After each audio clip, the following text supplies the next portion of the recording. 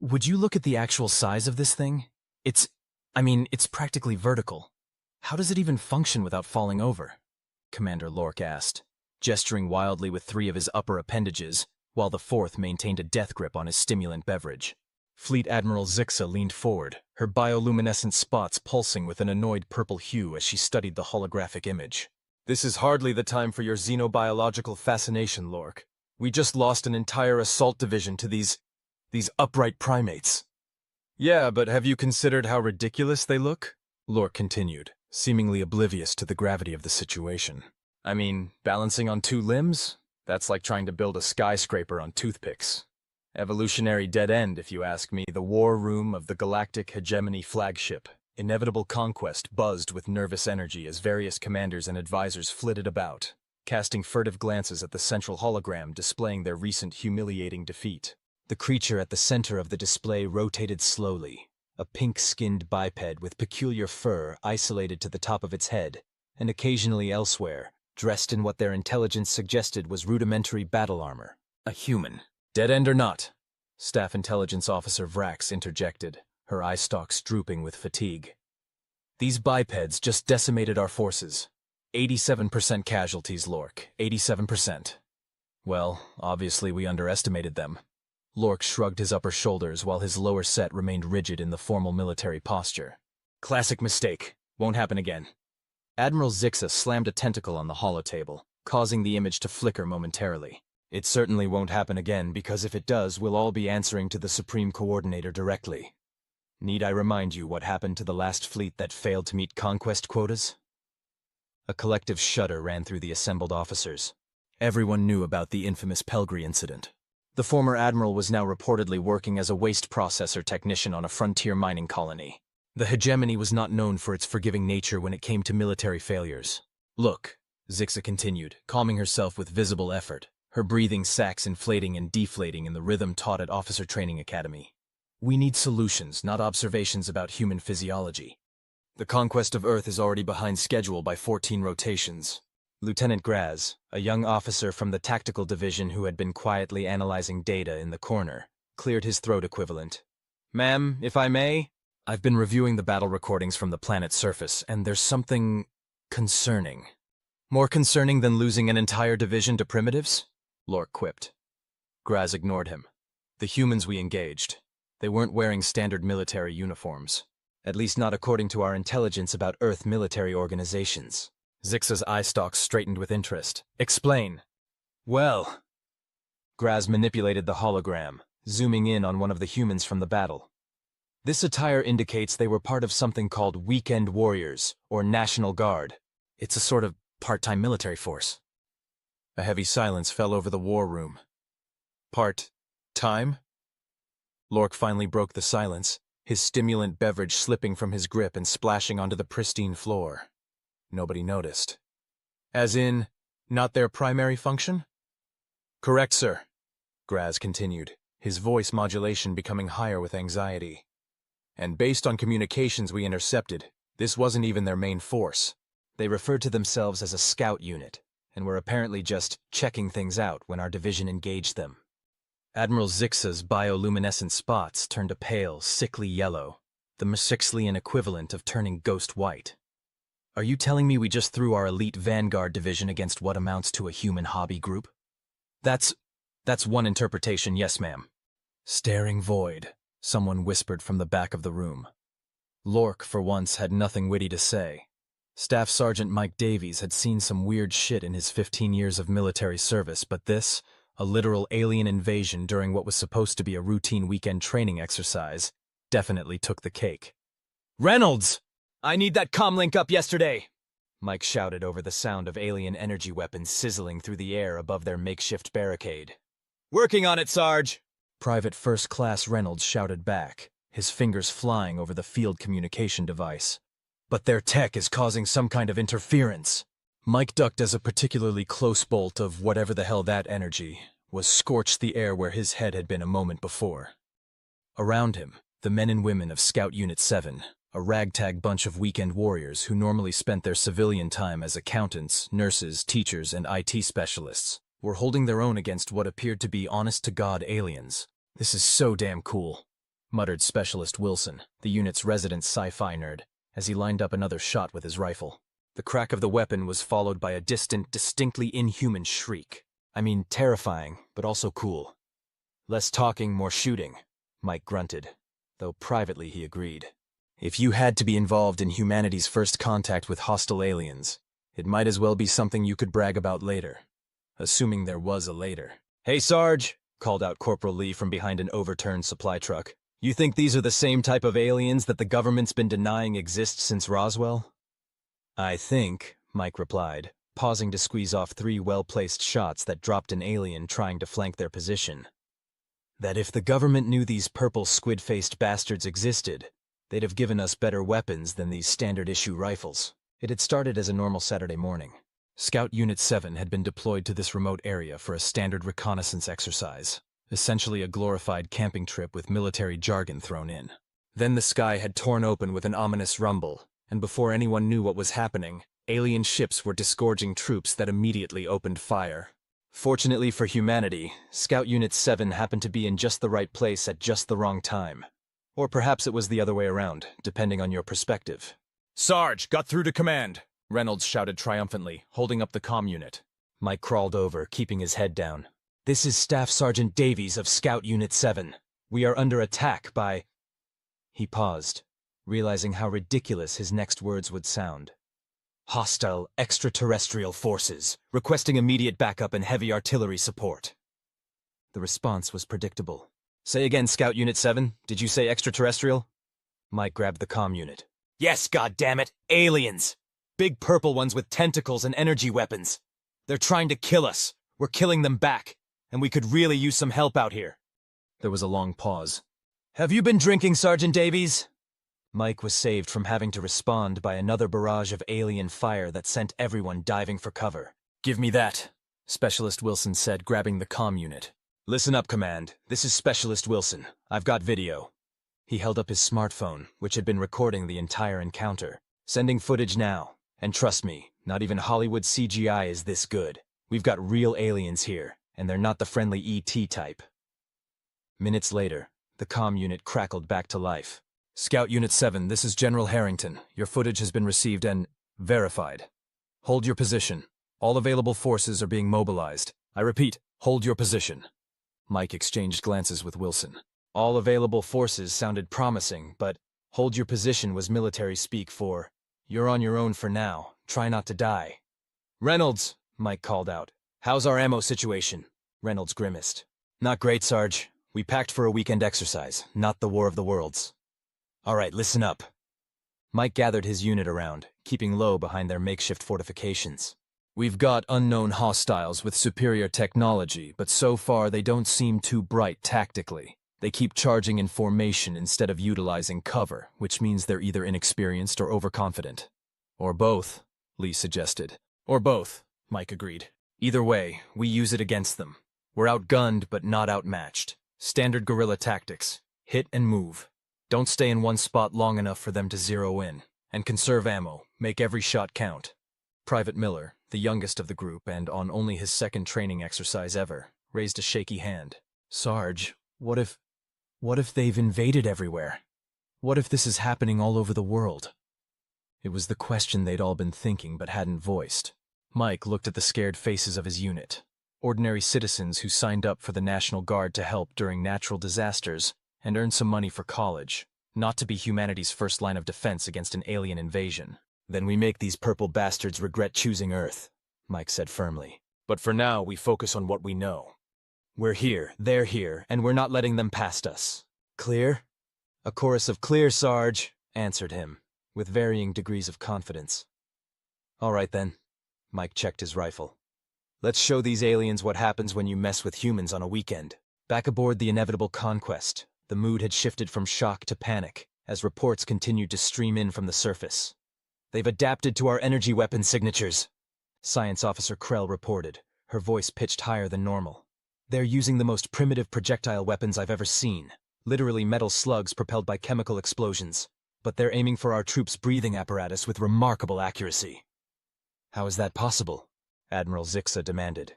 "Our combat exosuits have adaptive camouflage specifically designed to hide vital areas." It appears, Krell said reluctantly, that the humans identified the breathing apparatus from watching the first casualties. They're learning as they fight. Lork, who had been uncharacteristically quiet since the revelation about the human scout unit, suddenly perked up. Wait, how many humans are we talking about here? How large is this scout unit? Graz consulted his datapad. Based on our initial scans, approximately 20 individuals. 20! Lork's voice cracked in a most undignified manner for a commander. Our division had over 300 combat-trained warriors. 342, Krell corrected automatically, then shrank back as Lork glared at her. Admiral Zixa paced the command deck, her tentacles clasped tightly behind her back. This is unacceptable. Completely unacceptable. We are the Galactic Hegemony. We have conquered 17 star systems. We will not be humiliated by primitives who haven't even achieved interstellar travel. Ma'am, Communications Officer Zilb interrupted. We're receiving reports that human reinforcements are converging on the battle site. Their communications indicate a full military response is being organized. The Admiral froze. How long do we have? At their primitive vehicle speeds? Perhaps 2 of their hours before the first significant forces arrive. Zixa made a decisive gesture. Enough of this ground assault nonsense. Prepare the orbital bombardment array. We'll wipe out this scout unit and establish a proper beachhead elsewhere. Admiral, Strategic Officer Voon spoke up for the first time. His voice soft, but carrying a note of warning that made everyone turn toward him. Voon was the oldest officer aboard, a veteran of countless campaigns, and when he spoke, even Zixa listened. I would strongly advise against orbital bombardment at this juncture. Explain, Zixa demanded. If we deploy orbital weapons, we reveal our full capabilities too early. Based on intercepted communications, humanity is still unaware of our fleet size and capabilities. They know only that there are alien troops on the ground. An orbital strike would alert them to our presence in their orbit, giving them time to prepare whatever orbital defenses they might possess. Their orbital capabilities are primitive, Zixa protested. A few satellites and a small station. With respect, Admiral, Voon continued calmly, we thought their ground forces were primitive too. A uncomfortable silence fell over the command deck. Furthermore, Voon added, the loss of a single division, while regrettable, is not strategically significant. But revealing our orbital presence prematurely could jeopardize the entire invasion plan. Admiral Zixa's spots pulsed with angry reds and oranges, but she couldn't argue with the strategic logic. Fine, no orbital bombardment, yet. But I want a solution to this problem immediately. Perhaps, Lork suggested cautiously, we should try to capture some humans for study. If we understand how a mere scout unit could defeat our division, we might better prepare for their actual military forces. Zixa pointed a tentacle at him. Make it happen, Commander. Assemble a capture team immediately. Lork saluted and hurried off, secretly relieved to have a reason to leave the increasingly tense command deck. As he strode through the corridors of the inevitable conquest, he couldn't help but wonder if the Supreme Coordinator had somehow known what they would be facing. The hegemony's propaganda always portrayed conquered species as primitive, easily overwhelmed by superior hegemony technology and tactics. But what if that wasn't always the case? What if some species fought back effectively? Lork shook his head, dismissing such heretical thoughts. The hegemony always won. Always. This was just a temporary setback. Still, as he assembled his capture team, Lork found himself being much more thorough in his preparations than usual. Contact, 10 o'clock! Corporal Lee called out, his voice tense but controlled. Mike swiveled and spotted movement among the trees about 100 yards out. The aliens had adapted somewhat over the past hour, becoming more cautious, using cover, and spreading out rather than moving in tight formations. They were learning. That wasn't good. They're flanking around to the east, Mike observed. Wilson Lee, with me. We're going to set up a crossfire. Reynolds, you're in charge here. Keep their attention focused forward. Roger that, Sarge, Reynolds acknowledged. Mike and his 2 soldiers slipped away, moving quietly through the underbrush. The aliens had landed in a forested area that Scout Unit 7 knew intimately from previous exercises. A home field advantage that had so far helped them hold their own against technologically superior forces. I still can't believe this is happening, Wilson whispered as they moved into position. Actual aliens, on Earth, during my 1 weekend a month. What are the odds? Less talking, more moving, Mike hissed, though privately he was thinking the same thing. Of all the scout units in all the National Guard in all the United States, the aliens had to run into his. Either this was the worst luck in history or, as his grandmother would have said, They were exactly where fate needed them to be. They reached a small ridge that would give them a good angle on the aliens' attempted flanking maneuver, and set up position. "On my mark," Mike whispered, sighting down his rifle at the nearest alien. In the hour since first contact, they'd discovered that while the aliens' body armor was resistant to glancing shots, direct hits to their central mass or their odd tube-like breathing apparatus were effective. The aliens moved into the clearing below them, obviously thinking they were being stealthy. There were about 15 of them, more heavily armored than the previous groups, moving with what appeared to be a definite purpose rather than just attacking blindly. "Something's different about this bunch," Lee murmured. "They're not just charging in." Mike nodded, a cold feeling settling in his gut. The enemy was adapting, which meant they were intelligent and capable of changing tactics. Not good for the long term, but they just needed to hold out until reinforcements arrived. "Steady," Mike whispered as the alien group moved further into the clearing. "Steady! Mark!" 3 rifles cracked simultaneously and 3 aliens dropped immediately. The rest scattered for cover with surprising speed, returning fire with their energy weapons. "Down!" Mike shouted as energy bolts sizzled overhead, scorching the trees behind them. "Relocate! 3 and move!" It was a practiced maneuver, 3 shots, then immediately change position to avoid return fire. The 3 soldiers scrambled away from their initial firing position, just as concentrated energy fire reduced it to smoldering vegetation. But as they moved to their secondary position, Mike realized something was wrong. The alien return fire wasn't just wild suppression. It was deliberately hurting them, cutting off certain escape routes with well-placed shots. "It's a trap!" he shouted, just as something small and spherical landed near them with a soft thud. Lee reacted first, diving forward and swatting the object away with his rifle. It detonated in mid-air, not with the expected explosion, but with a blinding flash and a strange humming noise that seemed to vibrate through Mike's very bones. He hit the ground hard, his muscles suddenly refusing to cooperate. Beside him, Wilson and Lee were similarly incapacitated, their bodies twitching as they fought against whatever effect the alien device had unleashed. Through blurred vision, Mike saw alien figures approaching cautiously, weapons trained on the 3 paralyzed humans. "Tactical! Retreat!" Mike managed to grunt out, though he knew it was futile. They couldn't move, let alone retreat. The last thing he saw before losing consciousness was an alien face leaning over him, its tentacles twitching with what might have been curiosity or triumph. It was impossible to tell. When Mike regained consciousness, his first thought was that he'd somehow been transported into a bad sci-fi movie. He was restrained on some kind of examination table, surrounded by medical equipment that looked both advanced and distinctly non-human in design. "Wilson? Lee?" he called out, his voice sounding strange in the alien environment. "I'm here, Sarge," came Wilson's voice from somewhere to his right. "They've got us strapped down pretty good." "Lee's here too," Wilson added after a moment. "He's still out cold, though." Mike tested his restraints, some kind of energy field that allowed slight movement but prevented him from sitting up or reaching anything important. "Any idea where we are?" "Pretty sure we're on their ship," Wilson replied, sounding remarkably calm given the circumstances. "They took us up in some kind of transport. I was fading in and out, but I saw Earth getting smaller below us." Mike absorbed this information with as much stoicism as he could muster. They were prisoners on an alien spacecraft. Humanity's first abductees in an actual alien invasion. "Great. Any sign of what they want with us?" he asked.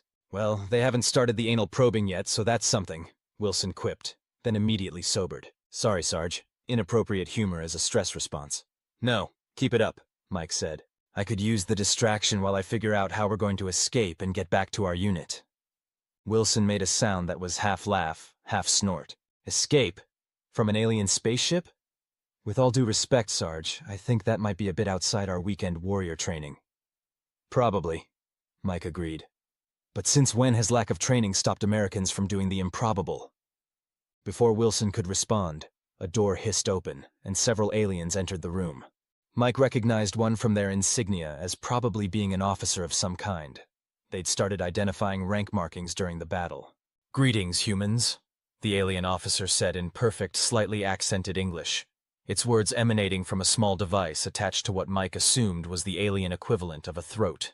"I am Commander Lork of the Galactic Hegemony. You are now prisoners of war, and will be treated according to the Hegemony's conquered species protocol." "Well, that sounds ominous," Mike replied, trying to project a confidence he didn't entirely feel. "Staff Sergeant Mike Davies, United States National Guard. According to Earth's Geneva Convention, prisoners of war have certain rights, including—" "Your primitive planetary agreements are irrelevant," Lork interrupted. The hegemony's protocols will apply. However, you need not fear unnecessary cruelty. We merely wish to understand how a mere scout unit managed to decimate our assault division. Mike exchanged glances with Wilson. They decimated an assault division? With 20 weekend warriors armed with standard rifles? Either these aliens had a very different definition of decimate, or Scout Unit 7 had been even more effective than he'd realized. Just lucky, I guess, Mike said casually. Wrong place, wrong time for your guys. Lork's tentacles twitched in what might have been irritation. Luck is a concept for primitives who don't understand statistical probabilities. Your unit's combat effectiveness far exceeded our intelligence assessments. We require an explanation. Would you believe natural human badassery? Wilson suggested. One of the other aliens stepped forward, examining a device that looked like a high-tech tablet. Commander, preliminary scans show no significant genetic enhancements or cybernetic augmentations in these specimens. They appear to be baseline humans. Lork's eye stalks quivered with what Mike was starting to recognize as surprise. Impossible. Check again. The alien technician repeated the scan, confirming the findings. So, Lork said slowly, leaning closer to Mike. You achieved your combat efficiency without technological or biological enhancement. Merely with primitive projectile weapons and, training? Mike shrugged as much as his restraints would allow. That, and we really don't like being shot at by aliens on our day off. Admiral Zixa was not having a good day. What should have been a routine first-stage planetary conquest was turning into a potential career-ender, and the latest report from Commander Lork wasn't helping. What do you mean they're not enhanced? She demanded, her tentacles flailing in agitation. Lork's holographic projection flickered slightly. Exactly that, Admiral. Our detailed scans confirm they are completely standard specimens of the species.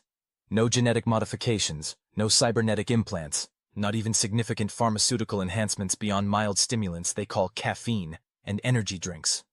That's not possible, Zixa insisted. They can't be out fighting our troops as baseline organisms. The evidence suggests otherwise, Lork replied. Furthermore, interrogation reveals something even more concerning. These soldiers are indeed part-time warriors as we suspected.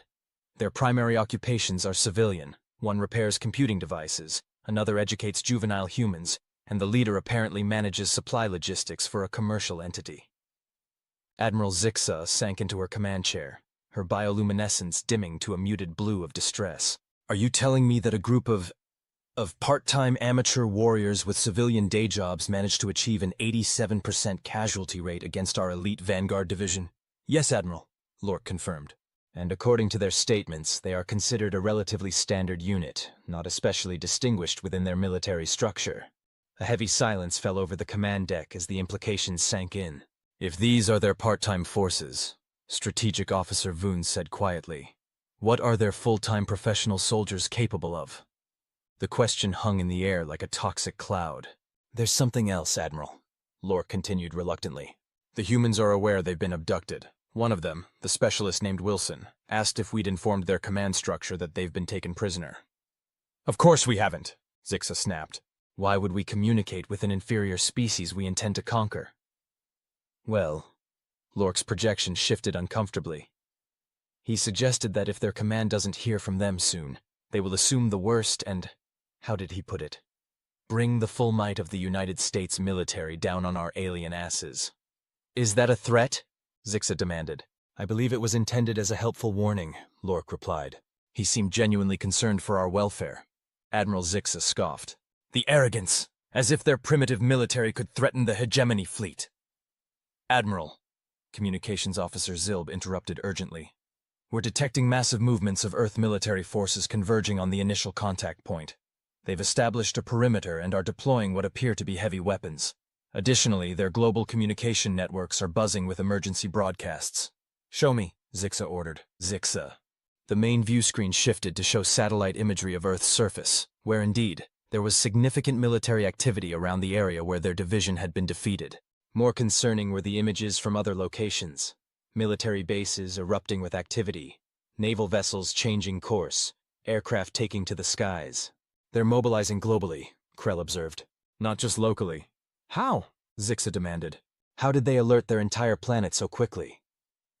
It appears, Zilb said, checking the data, that something called social media spread footage of our troops almost instantly across their information networks. Their governments initially tried to suppress the information but have now shifted to emergency response protocols. Admiral Zixa stared at the escalating human response with growing horror. This was not how planetary conquests were supposed to proceed. By the time a species realized they were under full attack, the hegemony was supposed to have already established multiple beachheads and disrupted global communications. Admiral, Voon said gravely, I suggest we consider a strategic withdrawal to reassess. This species is not responding according to the standard conquest models. Retreat? Before the invasion has properly begun? Zixa's spots flashed crimson with outrage. The Supreme Coordinator would have us all demoted to waste management. With respect, Admiral, Voon persisted. Continuing with the standard invasion protocol could result in casualties far beyond acceptable parameters. Look at the data. If a scout unit could inflict such damage, what will their coordinated military response achieve? Zixa's tentacles twisted in agitation as she considered the options. The hegemony did not retreat, but neither did it throw forces into guaranteed destruction. There was a difference between strategic withdrawal and defeat, she told herself. Commander Lork, she addressed the still-waiting hologram. What is your assessment of the human prisoners? Could they be useful as hostages or for further intelligence? Lork hesitated. They are unusual, Admiral. Despite their situation, they maintain a curious attitude, combining defiance with something they call gallows humor. The one named Wilson has been making what I believe are references to their entertainment media about alien invasions, while Sergeant Davies has been systematically memorizing everything he sees, presumably for intelligence purposes should he escape. And do they seem afraid? Zixa asked. Concerned, yes. Afraid. Lork's eye stalks drooped slightly. Not as much as would seem appropriate, given their circumstances. Admiral Zixa made her decision. Prepare a full strategic withdrawal. We will return to hegemony space and report our findings. This species requires further study before a proper conquest strategy can be formulated. A collective sigh of relief passed through the command deck. And the prisoners? Lork asked. Zixa considered briefly.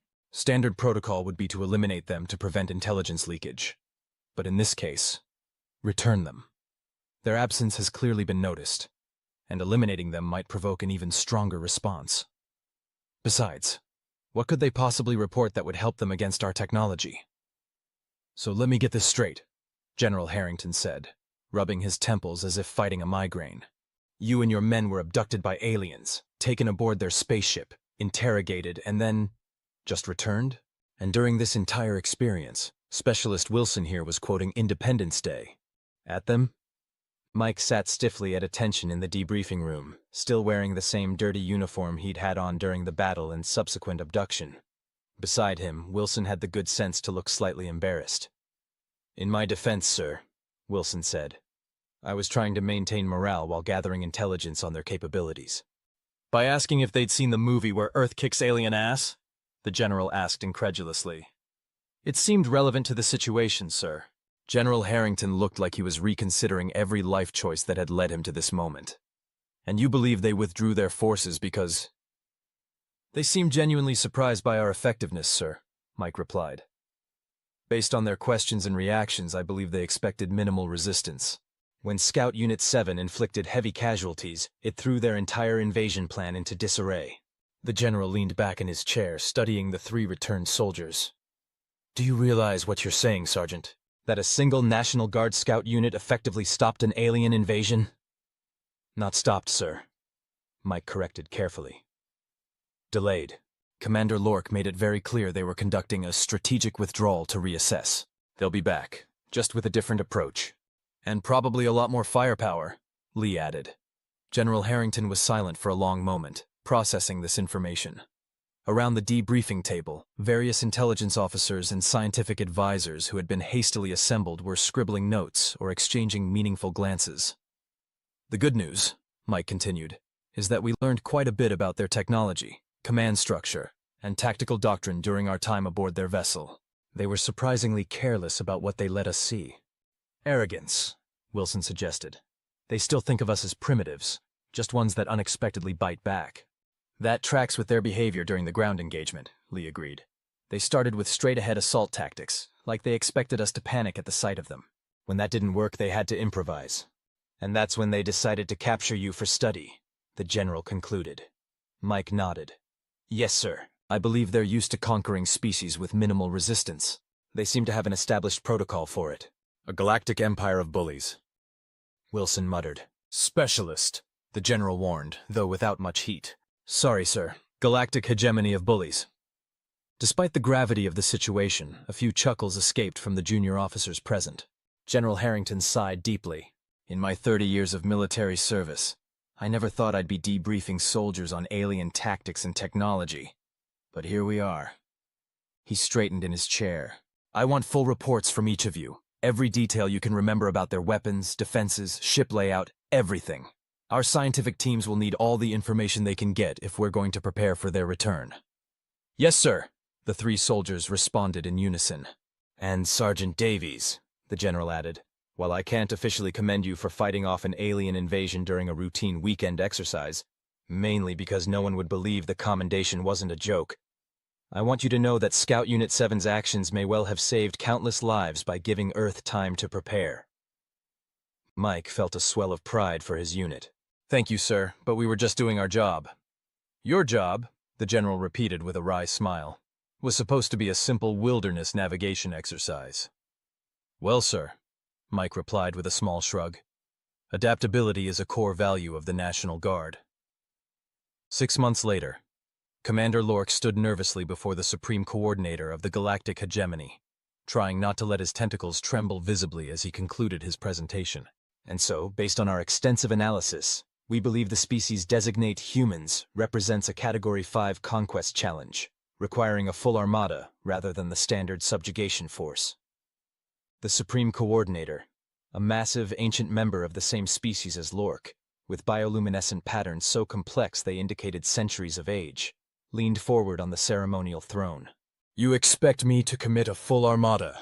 The coordinator's voice reverberated through the chamber. Because a single division was defeated by primitive bipeds with chemical-propelled projectile weapons?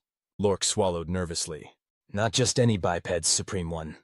These humans have demonstrated exceptional tactical adaptability and aggression even in their part-time militia forces. Our xenopsychologists believe they may be the most warfare-oriented species we have encountered. Explain, the coordinator demanded. Their recorded history is essentially a continuous series of conflicts between their own subdivisions, Lork elaborated, grateful for the chance to present the evidence he had spent months compiling. They fight over resources, ideology, territory, religion, sometimes for reasons even they struggle to articulate. They have developed weaponry specifically to kill each other with ever-increasing efficiency. And yet, despite this, or perhaps because of it, they have advanced technologically at a rate far exceeding the standard development curve. The Supreme Coordinator's spots pulsed thoughtfully. And you believe this makes them a significant threat? Supreme One, with all due respect, Lork said carefully, knowing his next words could either advance his career or end it. I believe they represent not just a threat, but potentially an existential one to our standard conquest methodology. The Supreme Coordinator's spots flashed with alarming intensity, a sign of either great anger or great interest. In this case, Lork couldn't tell which made it all the more terrifying. Existential threat, the coordinator repeated slowly, savoring the words like an exotic delicacy. Strong language from a junior commander. Admiral Zixa did not share your assessment. Lork suppressed a grimace. Admiral Zixa had, predictably, done everything possible to shift blame for the failed invasion onto her subordinates. Her official report had characterized the Earth incident as an unexpected tactical anomaly caused by insufficient intelligence gathering by the advance team. The fact that she herself had commanded that advance team was conveniently minimized. Admiral Zixa did not spend time in close proximity to the humans, Supreme One, Lork replied diplomatically, nor did she witness their response when they believed their comrades had been captured. Ah, yes. The coordinator leaned back, gesturing with a languid tentacle for Lork to continue. Tell me again about this response. Lork activated his datapad, projecting a series of images into the chamber's holographic display system. Within 6 of their hours following the abduction of just 3 individuals from their scout unit, the humans had mobilized military forces across their entire planet. Conventional forces established a perimeter around the initial contact site, while special operations units began systematic search patterns. The images shifted to show human spacecraft launching. More concerning, they accelerated several planned space missions, adapting them for military purposes. Our observers noted weapons being fitted to civilian spacecraft at an almost impossible speed, as if they had been designing such conversions as a contingency for decades. Indicating foresight, the coordinator mused. They anticipated an extraterrestrial threat? Yes, Supreme One, Lork confirmed. Their cultural records are filled with scenarios involving hostile alien contact. They have been rehearsing for us, in a sense, for generations. The coordinator's spots pulsed thoughtfully. Continue. Most alarming was their information warfare response. Lork brought up new images showing human communication systems and data networks. Rather than attempting to suppress knowledge of our existence, their governments rapidly transitioned to open acknowledgement, unified planetary defense coordination, and what they termed species-wide mobilization. Industrial production was redirected toward military applications within days. Lork paused, gathering courage for his most controversial conclusion. Supreme One, the humans' response suggests they have been psychologically preparing for extraterrestrial conflict for generations through their entertainment media, scientific speculation, and military contingency planning. They adapted to the reality of our existence not with panic, but with something almost resembling eagerness. Eagerness? The coordinator's eye stalks straightened with interest. Their recovered communications indicate a species that has long imagined this scenario, Lork explained. When faced with the actual prospect of alien invasion, they responded not with the typical disorganization and denial we expect from pre-hegemony species, but with coordinated global action that transcended their usual factional conflicts. The coordinator was silent for a long moment. The chamber's other attendants, high-ranking hegemony officials and strategists, shifted uncomfortably in the silence. "And your recommendation?" the coordinator finally asked. Lork took a deep breath. "A complete reassessment of our approach to this species. Either commit overwhelming force, far beyond our standard conquest protocol, or consider a diplomatic approach." And the chamber erupted in shocked murmurs. The hegemony did not do diplomatic approaches with pre-spacefaring species. It conquered them, as it had done 17 times before. "Silence!" the coordinator commanded, and the chamber instantly quieted. "Commander Lork, are you suggesting we treat these humans as equals?" "Not as equals, Supreme One," Lork carefully clarified, "but as a species that may be more valuable as allies than as subjects. Their martial prowess, adaptability, and industrial capacity could serve the hegemony's interests more effectively through cooperation than through costly subjugation." The Supreme Coordinator rose from the ceremonial throne, causing everyone in the chamber to prostrate themselves automatically. Lork touched his head to the floor, tentacles spread in the traditional posture of submission, wondering if he had just talked himself into execution or promotion. "Commander Lork," the coordinator's voice rumbled above him, "you will assemble a detailed analysis team and prepare a comprehensive strategic report on all possible approaches to the human species. Conquest, containment, and, yes, even diplomatic scenarios." Lork's spots flashed with shock before he could control them. Yes, Supreme One. In the meantime," the coordinator continued, "all further direct contact with Earth is forbidden until we better understand what we are dealing with." There was a pause, and then, almost as an afterthought, "Admiral Zixa is relieved of her command, effective immediately. Commander Lork, you are promoted to Acting Fleet Admiral to oversee this analysis project." Lork's breathing sacs nearly seized up in shock. "A double-rank promotion? Unheard of!" "Rise, Acting Admiral Lork," the coordinator commanded. "You will have whatever resources you require for this task. The hegemony does not make the same mistake twice." "Thank you, Supreme One," Lork said as he rose, trying to keep his tentacles from trembling visibly with a mix of relief and dread. "I will begin immediately." As the newly minted admiral left the chamber, his mind was already racing. He would need the best xenopsychologists, military analysts, and cultural interpreters in the hegemony. And perhaps most importantly, he would need to review everything they had learned from those 3 human soldiers during their brief captivity, particularly that odd warning from the one called Wilson. "We've been making movies about kicking alien ass for decades. Don't make us turn those movies into documentaries." At the time, Lork had dismissed it as bizarre human humor. Now he wasn't so sure. "You know what really gets me?" Mike said, taking a swig from his beer. 6 months ago, nobody had ever heard of Staff Sergeant Mike Davies. Now I can't go to the grocery store without someone asking for my autograph. He was sitting on the porch of his newly purchased house, courtesy of his suddenly improved financial situation as one of the heroes of First Contact, watching the sunset with Wilson and Lee, who had dropped by for their now traditional Friday evening get-together. "At least you look good on camera," Wilson complained good-naturedly. "Every time they show footage from the congressional hearings, I look like I'm having a panic attack." "You were having a panic attack," Lee pointed out, reaching for another beer from the cooler between them. "We all were. Difference is, Mike here knows how to hide it better." Mike chuckled. 15 years of service teaches you how to look calm while internally screaming. The three men sat in comfortable silence for a moment, watching as the sky turned spectacular shades of orange and pink. In the distance, the silhouette of a military aircraft, one of the new models hastily developed in the aftermath of the alien encounter, streaked across the horizon. Things had changed dramatically in the 6 months since Scout Unit 7's unexpected clash with the Galactic Hegemony. Earth had united with unprecedented speed and purpose, redirecting vast resources toward planetary defense and space capabilities.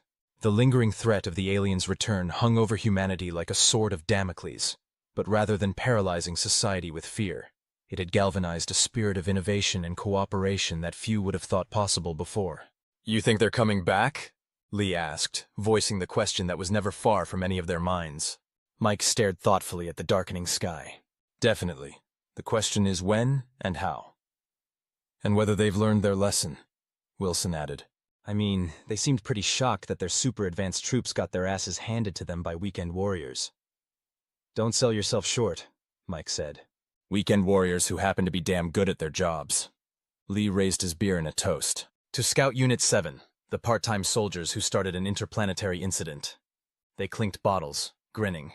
"You know," Wilson said after taking a long sip, "I've been thinking about something Commander Lork said when they were returning us. Remember how he asked if all human military units were as martially proficient as ours?" Mike nodded. "And you told him we were pretty average, maybe even below average compared to the professional units." "Right," Wilson continued. "And he got that weird pulsing thing going with his spots. I think we genuinely terrified him with the idea that we were just the B team." "Psychological warfare at its finest," Lee chuckled. Mike's phone buzzed with a notification.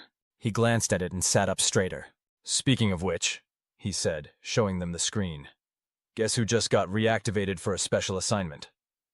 Wilson leaned forward to read the message. "No way. They're putting Scout Unit 7 back together? I thought we were permanently relegated to the lecture circuit and media appearances." "Apparently not," Mike said, scanning the rest of the message. "General Harrington wants us specifically for something called Project First Response. Classified, obviously." "They're preparing for the aliens' return," Lee said, suddenly serious. Mike nodded. "And they want the people with first-hand experience leading the way." "Great," Wilson groaned, though there was an undercurrent of excitement in his voice. And here I was just getting used to being a civilian again. "Come on," Mike said, clapping him on the shoulder. "Admit it, you've been bored out of your mind giving the same talk about alien physiology to eager cadets." "Maybe a little," Wilson conceded with a grin. "Think they've figured out how to reverse engineer those energy weapons yet?" "If they have, I bet we'll be the first to test them," Lee said. Mike looked back up at the sky, now revealing the first stars of evening. Somewhere up there he knew the aliens were regrouping, rethinking, planning their next move. But this time, Earth wouldn't be caught by surprise. This time humanity would be ready. "You know what the funny thing is?" Mike mused. "If they had attacked literally anywhere else that day, things might have gone very differently." "Lucky for Earth they ran into us instead," Wilson said. Mike shook his head.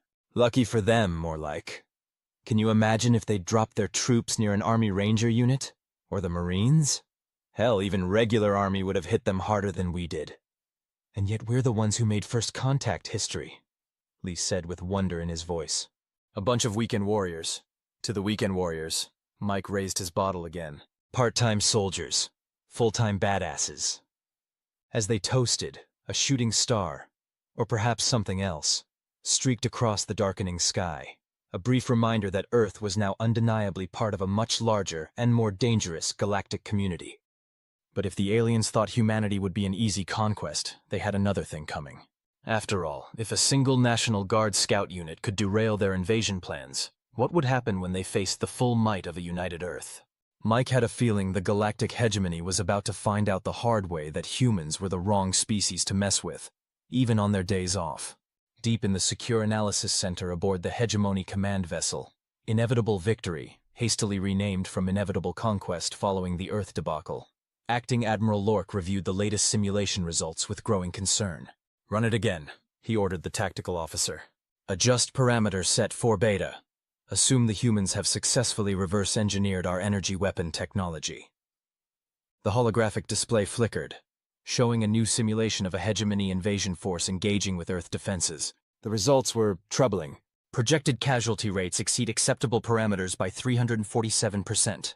The tactical AI reported dispassionately. Lork sighed, his tentacles drooping with fatigue. He'd been running simulations for weeks, and none of them showed the clear path to victory that hegemony conquest operations typically enjoyed. "Admiral," his assistant said hesitantly, "the xenopsychology team has completed their comprehensive analysis of human cultural records. Their report is unusual." "Define unusual," Lork said wearily. "They believe humans may be the only species we've encountered that has been psychologically preparing themselves for alien invasion through cultural narratives for generations before achieving spaceflight." Lork considered this. "You mean their entertainment media? These movies and television shows the prisoners mentioned?" "Yes, Admiral. The team believes these narratives have essentially inoculated humans against the psychological shock that typically accompanies first contact with a hostile advanced species. They were expecting us, in a sense." Lork's spots pulsed with a thoughtful blue glow. "So when we arrived, rather than experiencing paralytic fear or denial, they immediately moved to an organized defensive posture, yes," the assistant confirmed. "It's unprecedented in our conquest history." Lork brought up an image from the prisoner interrogation recordings. The human called Wilson, speaking with that peculiar expression they called a smile, despite being restrained on an alien examination table. "You know," Wilson had said casually during questioning, "in almost all our stories, the aliens who come to Earth thinking they're all superior and stuff end up getting their asses kicked. Just something to think about." At the time, Lork had dismissed it as primitive bravado. Now, reviewing the simulation results and psychological analyses, he wondered if it had been a warning. "Prepare a preliminary report for the Supreme Coordinator," Lork decided. "Recommendation: diplomatic contact rather than conquest. These humans may be more valuable as allies than subjects." "That's highly irregular, Admiral," his assistant said, spots flashing with surprise. "So are these humans," Lork replied, staring at the simulation results. "And I, for one, would rather not go down in hegemony history as the admiral who started a war we couldn't win." As he turned away from the display, Lork found himself remembering something else Wilson had said during his captivity. "The thing about humans, Commander Squidface, is that we've been fighting each other for our entire history. We're really, really good at it. And we always root for the underdog.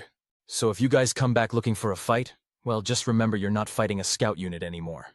Lork had a feeling the human hadn't been exaggerating. "Oh, and one more thing for the report," Lork added as an afterthought. "Recommend immediate classification upgrade for planet Earth, from standard conquest target to approach with extreme caution. Better safe than sorry when dealing with a species whose part-time military forces could decimate elite hegemony troops." The Supreme Coordinator might not like it, but even the mighty Galactic Hegemony had to recognize when they'd underestimated an opponent. And Lork had a nagging suspicion they'd only scratched the surface of what humans were truly capable of. Perhaps, just perhaps, this was one planet the hegemony would be better off befriending than conquering. After all, if their weekend warriors could do that kind of damage, Lork shuddered to think what their professional soldiers might accomplish if truly provoked. The end.